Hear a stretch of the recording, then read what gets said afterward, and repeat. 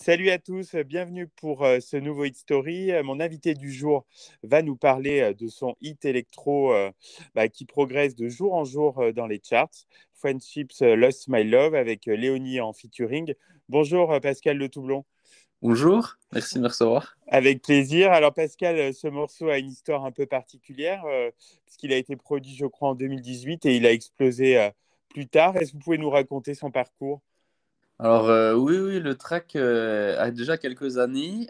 Moi, j'avais fait la version originale en fait du morceau en 2018. Et c'est que un an après la sortie que le morceau a commencé à faire parler de lui, notamment sur TikTok, en Asie Oui, et la Chine notamment, non? en Chine beaucoup. Ouais. La Chine était vraiment le premier pays où tout est parti. Et c'est parti très vite, vraiment du jour au lendemain. Je reçois plein de messages de gens en Chine. Je vois le titre est monté très très vite dans les charts, genre Shazam par exemple, en Chine et tout. Et à partir de là, le titre est monté sur l'Europe avec le temps. Et c'est là où on s'est dit, parce que le titre original est instrumental, alors on s'est Oui. dit, ben, autant faire une version avec une voix dessus.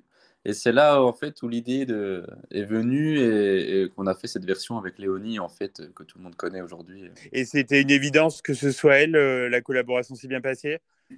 La collaboration s'est bien passée. Après, on a cherché beaucoup de... On a eu pas mal de propositions de la part de beaucoup de chanteurs et on a dû faire un choix. Et moi, c'est cette version-là que j'ai vraiment aimée. Et la voix de Léonie est vraiment top et s'y prête parfaitement. Du coup, pour moi, c'était logique de partir avec celle-là, quoi. Vous êtes heureux de cette ascension donc dans les charts français, parce qu'au départ, vous le disiez, le morceau était plus connu à l'extérieur. Oui, le morceau n'est pas venu tout de suite en France. Ça commence en France depuis quelques temps, sachant que l'automne dernier, ça a vraiment explosé en Allemagne.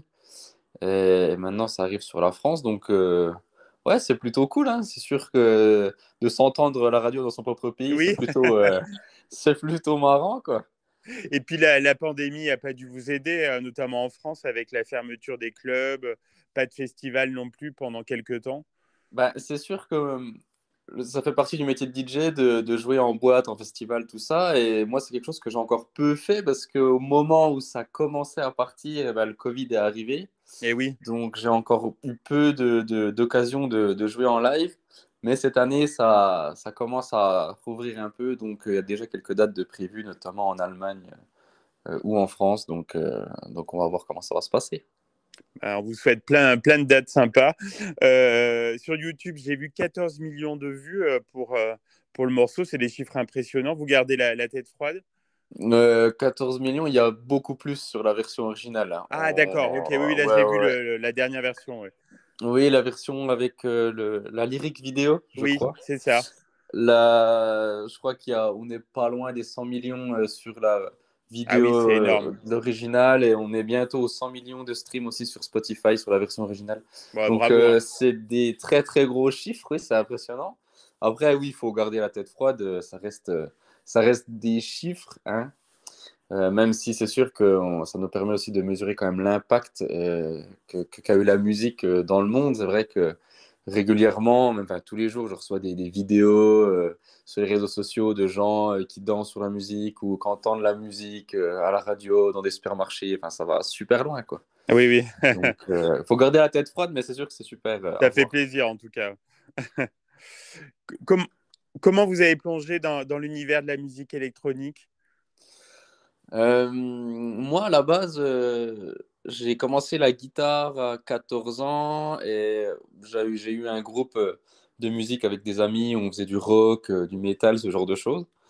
Et après, quand j'ai eu 18 ans et que j'ai vu la musique électronique vraiment devenir vraiment quelque chose de gros et j'ai vu plein de jeunes comme Martin Garrix vraiment exploser avec leur musique et c'était la période 2012-2013 avec les gros festivals comme Tom Holland qui faisait beaucoup de Ah pubs. oui, oui, oui. Et du coup, en fait, c'est ça qui m'a motivé, qui m'a dit, ouais, ça a l'air trop bien, j'ai envie d'essayer.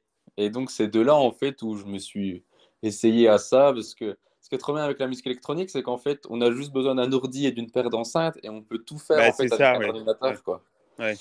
Donc c'est dans ces années-là où j'ai vu un peu l'électronique prendre vraiment une grosse ampleur. Je me suis voir ce que ça donne, quoi. Votre Et donc, vitrine c'est à depuis le partir de début. là, ouais, j'ai un peu commencé à faire de la musique moi-même et jusqu'à arriver à faire Friendships et puis mes musiques aujourd'hui, quoi.